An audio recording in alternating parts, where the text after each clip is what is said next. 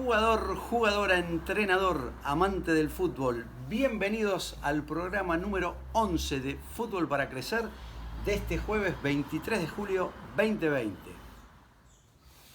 El te la dejé picando de la semana pasada con la respuesta para el programa de hoy, lo vamos a dejar para el próximo lunes 27.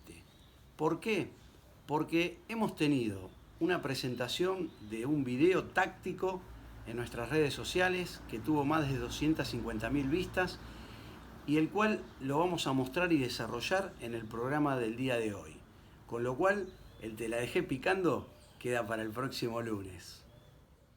Llegamos acá a un segmento del programa donde nos pareció muy importante poder compartir con ustedes lo que en TikTok tuvo más al momento, más de 250.000 vistas, 250.000. Nos han llegado consultas, preguntas de todo tipo y de todas partes del mundo. Realmente nos sorprendió la alta demanda de likes, me gusta y de seguidores que nos dio este video, que no hace más que reflejar una táctica a entrenar, a poder ser utilizada en el momento adecuado y contra rivales que se cierran muy atrás, con mucha gente y que son equipos que normalmente juegan a la contra. Entonces, para poder contrarrestar como una herramienta más a ser utilizada, para contrarrestar ese tipo de defensa, nos pareció importante poder preparar y compartir lo que van a ver ahora.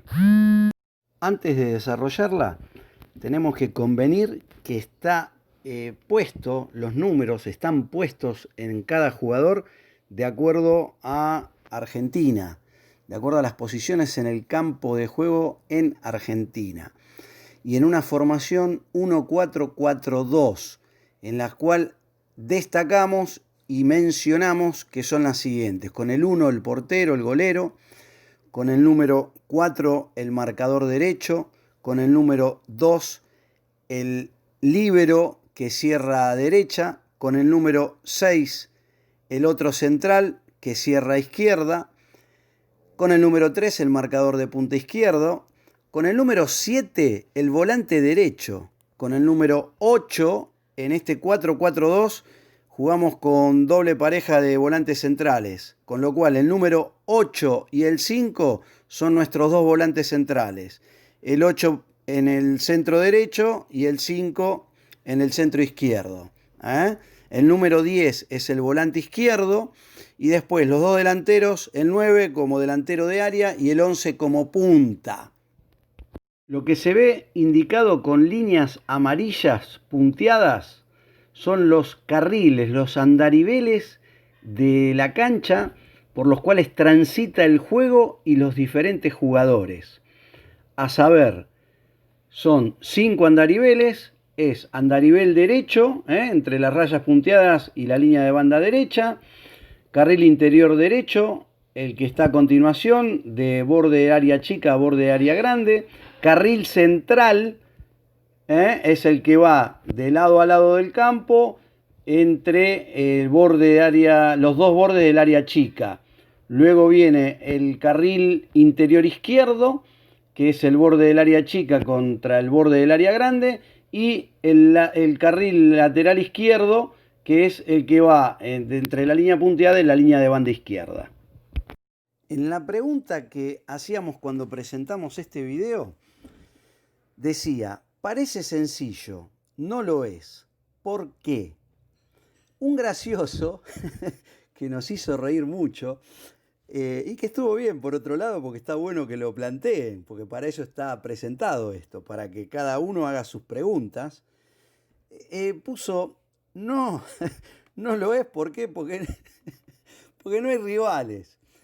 Convengamos que esto es para entrenar. O sea, son movimientos que se presentaron en un tablero para hacer en un entrenamiento y después volcarlos a la cancha, al campo de juego. Entonces, también van a poder observar de que el 1, el golero, el portero, está clavado en el borde del área chica. Esta es una jugada que ya empezó a desarrollar, que la tiene nuestra línea defensiva en el primer cuarto de cancha nuestro. Y a medida que va transcurriendo el juego hacia adelante, el portero, el golero, tiene que ir adelantándose. Esta es una observación que, bueno, una vez que ya lo habíamos presentado, lógico, al golero lo dejamos estático. La realidad es que el golero se tiene que ir moviendo hasta la finalización de la jugada, hasta el borde del área grande de él. Está aclarado como para que tengan en cuenta que ese movimiento también debe existir. Detalles a tener en cuenta. Observen siempre que cuando se van produciendo los movimientos, los jugadores, los diferentes jugadores, van transitando por diferentes carriles y hay muchas diagonales. Esas diagonales son todas de rupturas de marca, son para poder perder la marca. Empezamos, por ejemplo, que bueno, acá en lo que se ve que el 6 le hace el pase a nuestro marcador derecho, al 4 ya recibiendo balón en mitad de cancha. Ahí, bueno, hay una serie de movimientos que se producen, que se muestran en el tablero. Antes de que se mueva la pelota, se están haciendo los movimientos para que vean las diagonales que tienen que hacer y qué tiene que hacer la línea defensiva. O sea, en principio estaba volcada un poquito más para la izquierda del campo de juego. Cuando se puso la pelota hacia el lado derecho, fíjense que está recibiendo el 4 en pasillo externo derecho, automáticamente el 2, el 6, el 3 se están corriendo como para cubrir la posición. En cualquier pérdida que se produzca, porque el rival también juega, siempre hay coberturas y están tomadas las diferentes posiciones dentro del campo. Seguimos observando que el 4 progresa y se producen dos diagonales que se ven claramente. La primera, que para mí es muy importante, es la del volante derecho, que va de su carril interior derecho, por el cual estaba, hacia el carril interior, quedando casi en el carril interior izquierdo. Obsérvenlo al 7 y van a ver que el 11 hace un movimiento de ruptura, que está presentado el movimiento antes. Otro de nuestros seguidores nos dijo, pero ahí hay fuera de juego. Esto es para que lo vean, muchachos. O sea, el 11 cuando tiene que tirar la diagonal, la va a tirar en el momento justo, en el lugar indicado, donde se pare la línea defensiva del contrario. Pero está hecho para que vean que hay una diagonal que es de ruptura profunda, donde el 11 es el que va a buscar, no es ni el 4 ni el yo estoy atacando por derecha, ni el 4 ni el volante derecho los que van por ese lado a buscar esa pelota. Es nuestro segundo delantero, que viene de la posición de al lado del 9, cercana al 9, y tira la diagonal al espacio vacío, al ciego de la cancha. Seguimos viendo otros movimientos que son el del 10, el 5 y el 8 y el 3, que el 3 se suma como un atacante más, empieza su progresión, su avance en el campo de juego, como para terminar siendo luego dentro del área un delantero más. Habrán observado que el 8 se vino a la posición derecha, es nuestro volante central derecho, el 5 está cubriendo y el 10 también empieza a hacer un movimiento, el volante izquierdo empieza a hacer un movimiento ofensivo que, como la jugada está yendo por el lado derecho del campo, para el rival toda su atención está prestada sobre el lado izquierdo de ellos. Entonces, ahí sigue avanzando con una triangulación que se produce entre el 4 y el 8, entre el marcador derecho y defensa derecho y el ahí transformado en volante derecho el 8, que le pone la pelota profunda al 11. Esa pelota profunda del ciego es el 11. Fíjense que estoy atacando con el 4 que ya tiró la diagonal al área, el 9 que se quedó expectante detrás de la línea de los dos primeros atacantes. El 9 siempre tiene que estar esperando el centro atrás, no pasarse de la jugada. Los señuelos acá son el 4 y el 7. ¿Está bien? Recuerden, el 4 es mi Semedo para ponerlo en el Barcelona. Y el 7 es el volante derecho. Recuerden eso, que rompió línea. Luego el 11 sigue y ahí se produce una diagonal entre el 4 y el 7 y el 9 que sigue expectante detrás del punto del penal. El 11 que está sobre el final de campo para tirar el centro atrás. Esto tiene que estar preestablecido, que el centro que va a tirar el 11 en esta jugada, ¿no? En esto que se está mostrando, lo va a tirar atrás, rasante atrás. No va a tirar un centro aéreo. Tiene que ser un centro fuerte en diagonal hacia atrás. En hockey se lo denomina pase a 90 grados. Y en fútbol también lo podemos denominar perfectamente de esta manera. Es un centro atrás, el típico centro atrás, fuerte, rasante, a 90 grados de la línea de fondo, de la línea de meta. Siguen los movimientos y ahí se ve que llega nuestro 10, que es el volante izquierdo, a posición de área. Estamos pisando el área contraria con 3, 4, 5 jugadores más el que tira el centro. Y me estoy quedando con una defensa de 4 jugadores. El 6 que sigue, que pasa a ser el líbero. ¿Por qué pasa a ser el líbero del 6, muchachos, en esta jugada? Porque yo la jugada la metí por derecha. Entonces, el 2 fue el que fue cubriendo el avance, la progresión que se fue dando por el sector derecho del campo. Habrán visto que siempre era el que quedaba como tercer defensor, como la base del triángulo defensivo ante cualquier pérdida que se pudiera producir.